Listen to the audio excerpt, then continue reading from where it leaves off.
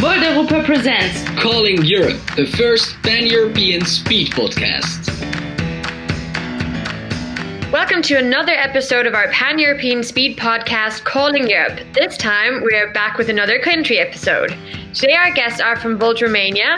We're happy to get to interview you, Mihaela and Stefan. Hi, Eileen. Hello, everyone. Hello, Eileen. I'm glad to be here. I'm looking forward for this session. Yeah, thank you for being here, guys, and thank you for shedding some light on what Volt Romania is up to, or at least that's what we hope to get out of you today.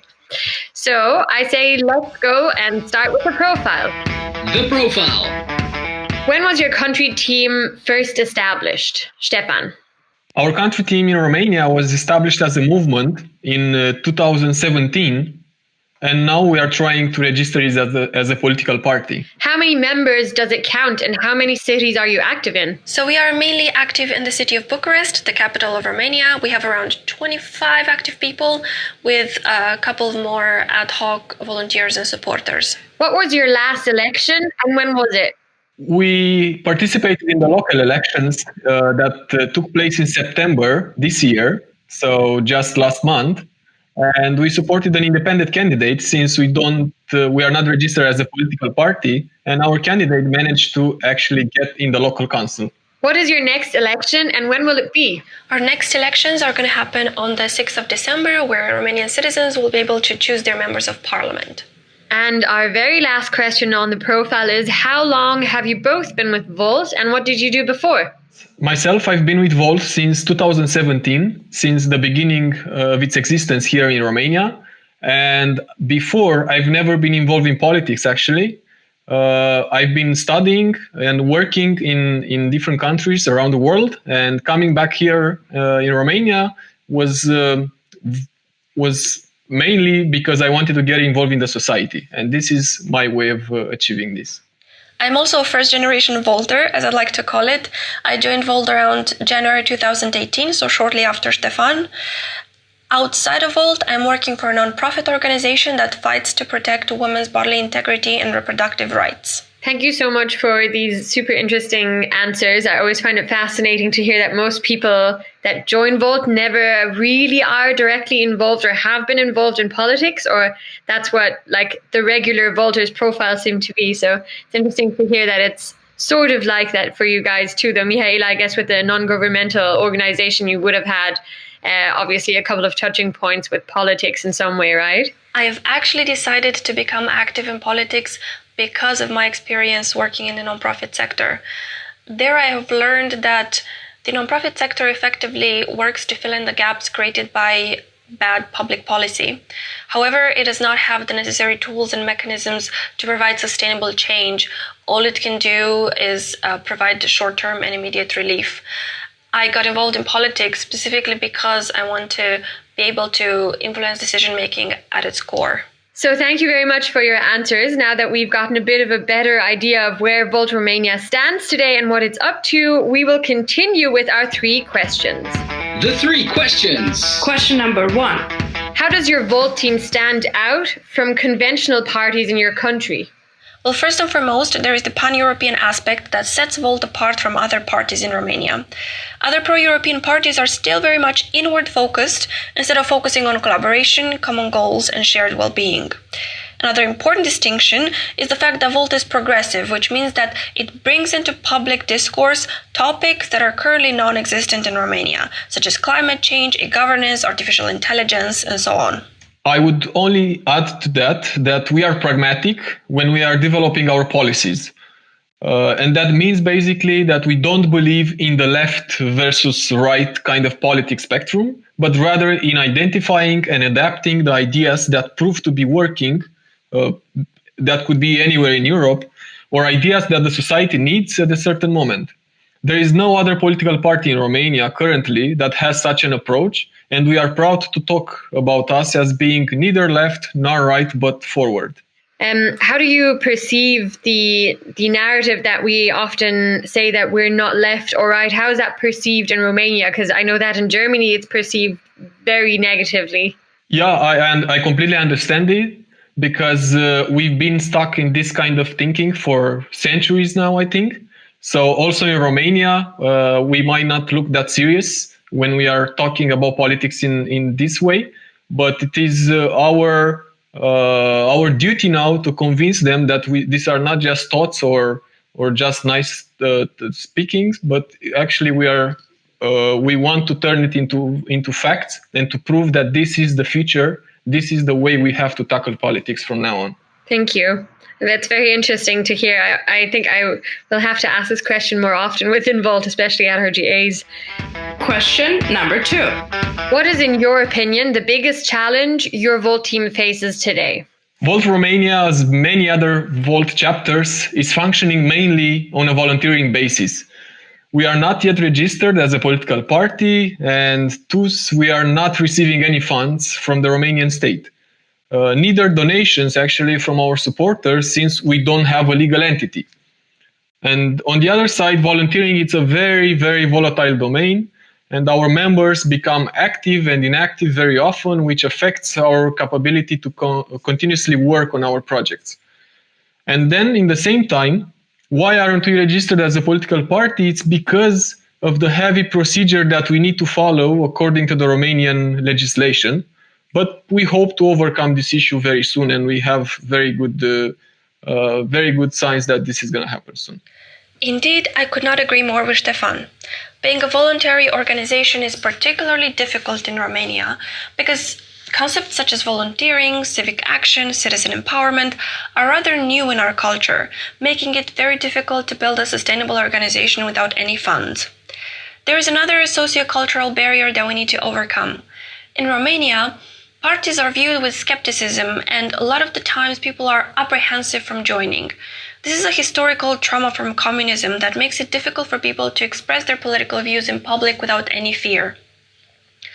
Like Stefan said, we have been struggling to register Volt as a party in a country with institutions that are highly bureaucratic and highly corrupt. We've started the registration process in February 2020 and so far have been unsuccessful. But of course, we're not giving up. Volt has a lot of potential in Eastern Europe because it brings huge added value. We just have to figure out how to position the movement in the region. Luckily, we're not undertaking this effort alone. There are plenty of teams in Bulgaria, Hungary, Poland who have the same goals and with whom we are working together. May I ask, since if you say that you've been trying to register as a political party for 8 months now, what is the reason that the public office gives you guys when you ask what the status is? Or have you been denied before and have you redone? What's the story on that? Indeed, so we have applied once to register Volt as a party and have been denied, and then we made an appeal. The main reason of why the registration was denied is particularly because of the connection between Volt Europa and Volt Romania. So they were scared that actually the political party Volt Europa will undermine the country? So the main reason that was cited is the fact that somehow Volt Romania would be a threat and would undermine the independence and sovereignty of the country. Of the entirety of Romania. Right, exactly. Basically, they are afraid that we are not completely obeying by the Romanian constitution, which is saying that the Romanian state is a sovereign country. And we didn't specifically mentioned this in our statute, and the prosecutor was very much afraid by our attempt to not follow this article from our constitution, which now we mentioned it, and we mentioned it now in our statutes, and we hope that for the appeal they are not going to have anything to say against us anymore. It would be funny if it wasn't so sad and frustrating, I guess. Question number 3. The very last question that we have of our 3 questions is, what is your goal until 2024, which is, as most of us know, the year of the next European elections? Our main goal obviously remains to register Volt as a party in Romania. We do want to grow our teams and expand throughout the country and of course build a public profile. Even though we're not formally a party yet, like Stefan said, our team is participating in local elections and intends to participate in parliamentary elections by supporting independent candidates. With that, we are building our networks and gaining hands-on experience, which I think is amazing.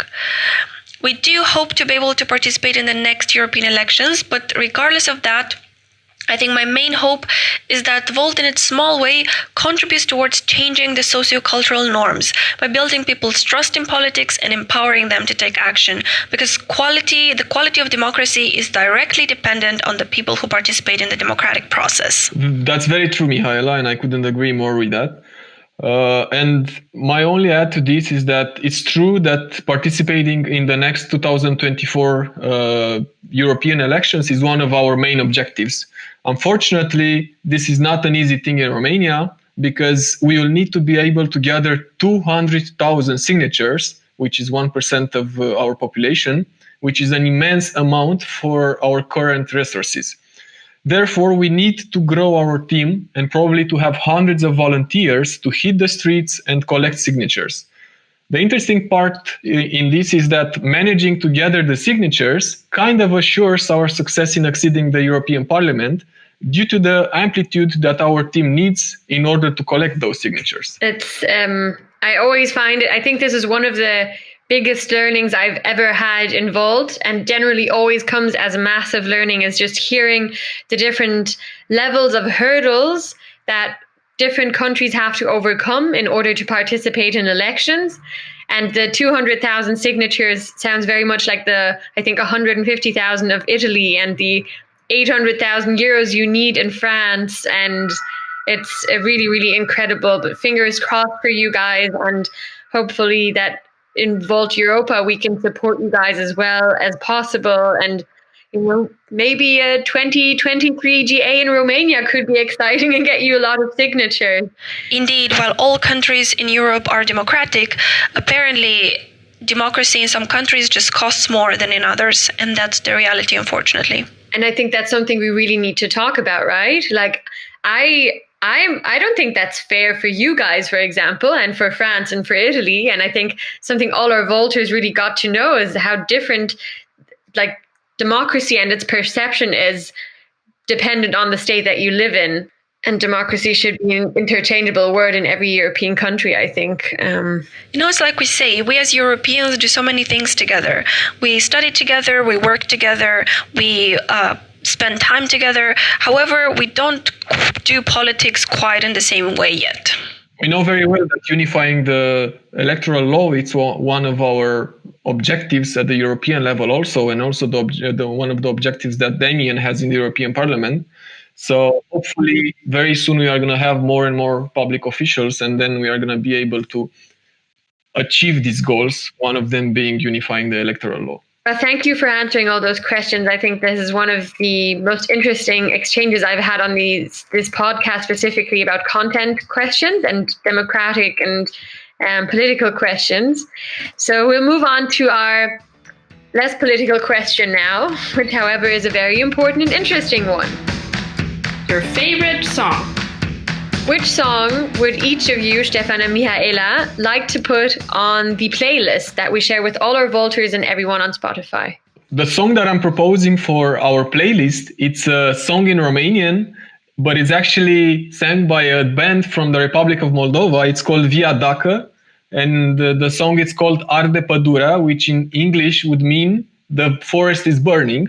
It's a very nice song with very nice lyrics, and I wanted it to be added to our playlist due to the topic that it's tackling. Actually, it's the environmental topic, and it sings about the greed of humanity, which is burning the forests, which is actually happening also in Romania, not literally burning them, but actually cutting them down at a level which never happened in the history before. And we definitely need to tackle it very fast. Otherwise, we are going to run out of forest, basically. Funnily enough, I had the same thoughts as Stefan.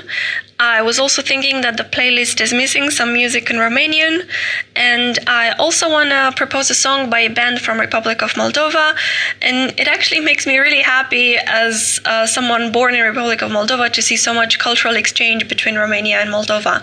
So the song I want to propose is called Înainte să ne fi născut by the Motans. It's a very positive song that talks about the fact that the sunset is just the sunrise seen from behind. I really, really love that song. Nice. So thank you guys for adding your songs to the playlist. I think it always makes it just a tiny bit more special when it's a song that you don't know or that you usually wouldn't listen to because it's in a different language. So I think this is precisely what the playlist is about. So I'm really happy to have 2 Romanian songs in our playlist, and I look forward to hearing it. I was actually listening to our playlist before getting into this podcast. So you should definitely have a listen. It's really, really interesting, and it's actually quite good music, which is pleasant. How about you, Eileen? Would you like to add a song to our podcast playlist? Yeah, I actually haven't added one yet. But now that you ask, it's funny. I was actually just having a conversation with my best friend today about me already knowing which song I would add, and I would actually add what I would call is like a song that really picks me up, and was actually a song that's been following me around since the European elections, and it is Nina Cried Power by Hozier, who is an Irish artist that I very much appreciate, and I find it very special, and he put only activists into his music video as I listen to it, and I find it very touching. Well, thank you guys very much for joining. I can't believe I was asked a question too. It was unexpected, but it was great having you here. And I really look forward to hearing more from Volt Romania, and look forward to hearing how you get on with registering as a political party. And I'm rooting for you guys. Thanks, Eileen. It's been an absolute pleasure. I had a lot of fun. Thank you for the really insightful questions. Yes, thank you, Aline. It was very nice, very good questions, and looking forward for the next ones as well with the next countries. So thank you for everyone who's tuned in. We look forward to inviting you to our next country episode, which will be the Czech Republic. Until then, take care and stay safe. That was Calling Europe, a production of Volt Europa.